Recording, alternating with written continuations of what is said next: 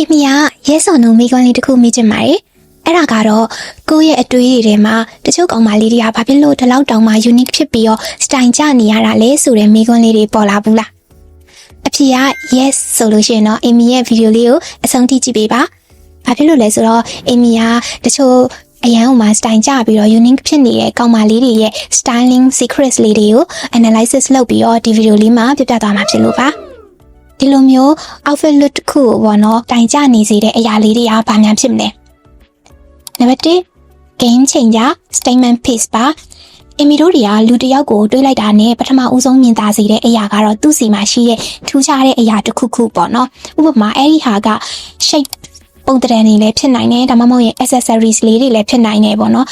တခါလေကြားလို့ရှိရင်လည်းအယောင်လည်းဖြစ်နိုင်တယ်ပေါ့နော်အဲ့ထဲမှာမှဒီ shapes တွေပေါ့နော်ပုံတရံနေတချို့ဆိုလို့ရှိရင်ဒီ volume ပါတဲ့လက်ဖောင်းကြီးကြီးတွေနဲ့အရန်ဟိုမှာဒီမီမိုက်နေတဲ့ဟာမျိုးတချို့ဆိုလို့ရှိရင် baggy pant တွေ oversize တွေပေါ့နော်နောက်ပြီးတော့ barrel pants တွေလိုမျိုးပေါ့နော်အမီတခါ BTSရထားပေါ်မှာဒီ barrel pants ဝတ်ထားတဲ့သူတယောက်ကိုတွေ့ဘူးတဲ့သူကပေါ့နော်ရိုးရိုးရှင်းရှင်း top လေးဝတ်ထားပြီးတော့ barrel pantsနဲ့စနီကာနဲ့ရိုးရိုးဘက်ပတ်ကိုပဲလွယ်ထားတာပဲပေါ့နော်ဒါပေမဲ့သူ့ကိုကြည့်လိုက်တာနဲ့အရန်မှမိုက်ပြီးတော့အဲ့လို stylish ဖြစ်နေတယ်ဆိုတဲ့ခံစားချက်မျိုးရတယ်ပေါ့နော်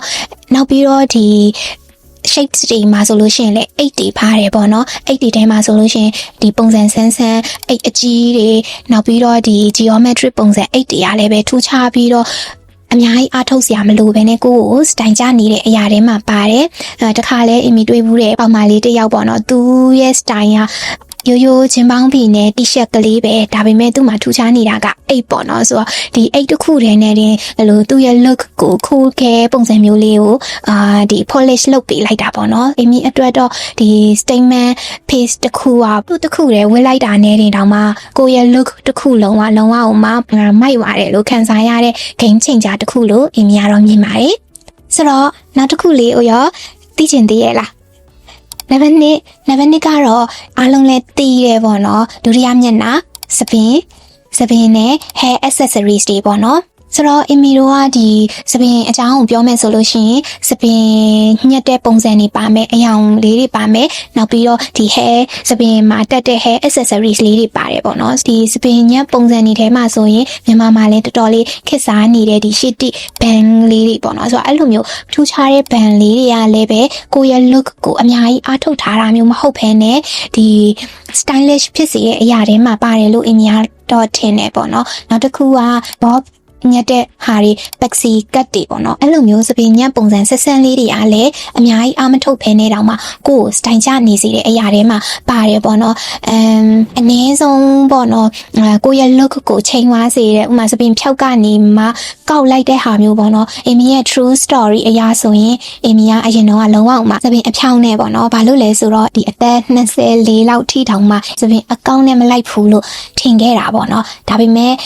ဒီအရင်တော့ပေါ့နော်အမီနဲ့အတူတူနေတဲ့အမစပင်သွားကောက်တော့သူကောက်တာကိုကြည့်ရင်လည်းအမီပါကောက်ချင်သွားရောအဲ့ဒါနဲ့စပင်ကောက်လိုက်တယ်ပေါ့နော်ဘာပဲဖြစ်ဖြစ်လိုက်မလိုက်ဆိုပြီးတော့အချိန်မှာအမီကစပင်အကောင့်နဲ့ပို့ပြီးတော့လိုက်တယ်ဆိုတာကိုလုံးဝသိသွားတယ်ပေါ့နော်ကိုနဲ့လိုက်ဖက်တဲ့ဒီစပင်အကောင့်လေးဖြစ်သွားတဲ့အတွက်ကြောင့်မလို့ဒီ confidence ရှိလာပြီးတော့ style လည်းကြောင်းလာခဲ့တယ်ပေါ့နော်ဆိုတော့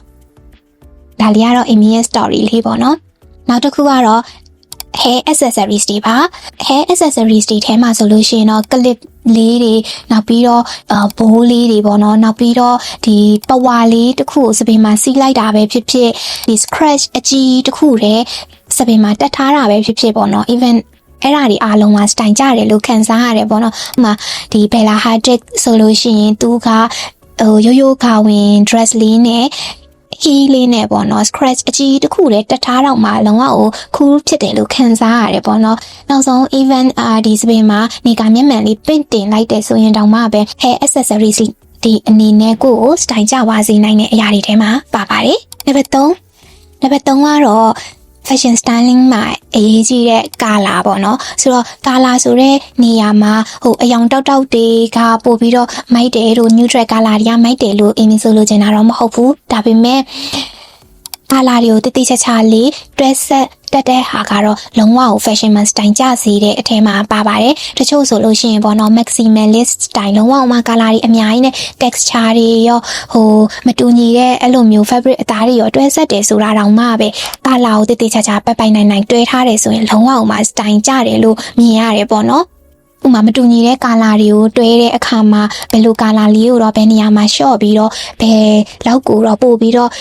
ဒီ focal အနေနဲ့ထားမလဲဆိုပြီးတော့တွဲတက်တဲ့ဟာမျိုးကတော့လုံးဝမှာ style ကျစေတဲ့အထက်မှာပါပါတယ်နံပါတ် 4ကတော့ style types တွေပေါ့နော် style types တွေထဲမှာ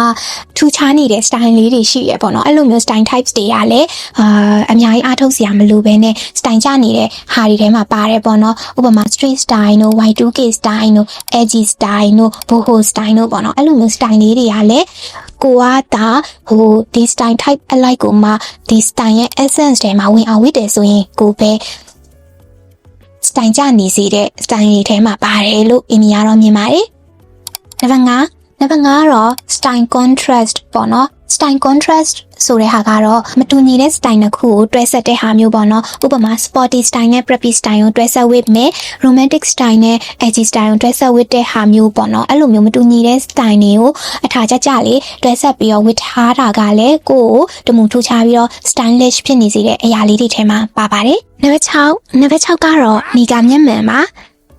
အင်မီယာနေကမျက်မှန်ကိုတိတက် category တစ်ခုအနေနဲ့ဖော်ပြခြင်းနဲ့ဘာဖြစ်လို့လဲဆိုတော့နေကမျက်မှန်ကဘယ်လိုဝိစုံမျိုးမဆိုတခဏလေးအတွင်းမှာပဲ cool ဖြစ်သွားစေနိုင်တဲ့ magic တစ်ခုလို့အင်မီယာမြင်လို့ပါဒီဟာကိုပေါ့နော် detailing ရှင်းပြရမယ်တို့ styling rule အရာဆိုလို့ရှိရင်တော့အင်မီမှာဘာမှမရှိဘူးဒါပေမဲ့အင်မီအတွက်ဆိုလို့ရှိရင် international ကအဲ့လိုမျိုး style ကျတဲ့ model တွေ celebrities တွေ influencer တွေပေါ့နော်သူတို့တွေတကယ် streetပေါ်မှာလမ်းပေါ်မှာသွားတဲ့အခါမှာသူတို့တွေကအမြဲတမ်းနေကမျက်မှန်အမိုက်စားကြီးတွေကိုတက်ကြတယ်ပေါ့နော်ဆိုတော့တခါတလေမှာသူတို့တွေကအများကြီးအားမထုတ်ထားဘဲနေတော့မှနေကမျက်မှန်တွေကိုအဲ့လို cool ဖြစ်စေတယ်လှတယ်chic ဖြစ်တဲ့အရာတွေမှာပါတယ်ပေါ့နော်ကိုကဓာတ်ပုံရိုက်လို့ပို့ပြီးတော့မိုက်ချင်တာပဲဖြစ်ဖြစ်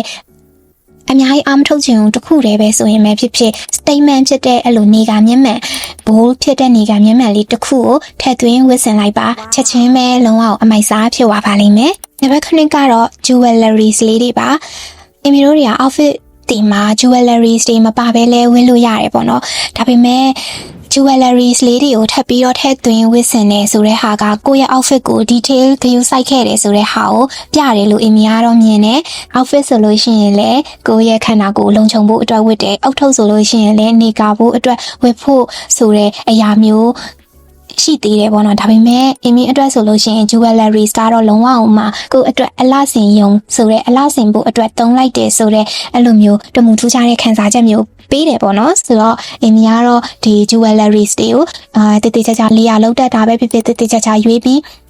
ဝတ်ဆင်ထားတဲ့ဆိုရင်ပဲဖြစ်ဖြစ် style ကျတယ်လို့ခံစားရပါတယ်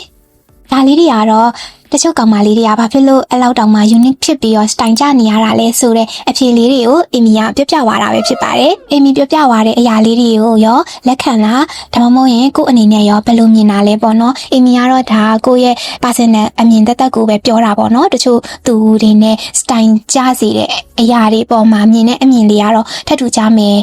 လို့တော့ဆိုလို့မရဘူးပေါ့နော်ဆိုတော့ကိုကရောဘယ်လိုအရာတွေကို style ကျတယ်လို့ခံစားရစီလဲအင်မီနဲ့အတူတူ comment လေးမှာမျှဝေခဲ့ပါဦးနော်By the way ကိုလေးမိမဆက်ရသေးဘူးပေါ့နော်အင်မီက fashion styling နဲ့ပတ်သက်တဲ့ knowledge တွေကိုတိတိကျကျလေးသင်ယူပြီးတော့မှဒီအကြောင်းအရာတွေကို share လုပ်ပေးနေတာပဲဖြစ်ပါတယ်အင်မီရဲ့ channel လေးတွေကို like and follow subscribe လုပ်ထားခဲ့ပြီးဖို့အတွက် request လုပ်ချင်ပါတယ်နောက်ထပ် video လေးတွေအများကြီးလုပ်ပေးသွားဖို့အတွက်ကြိုးစားထားပါမယ်နောက် video လေးတွေနဲ့ပြန်ပြီးတော့တွေ့မယ်နော်တာ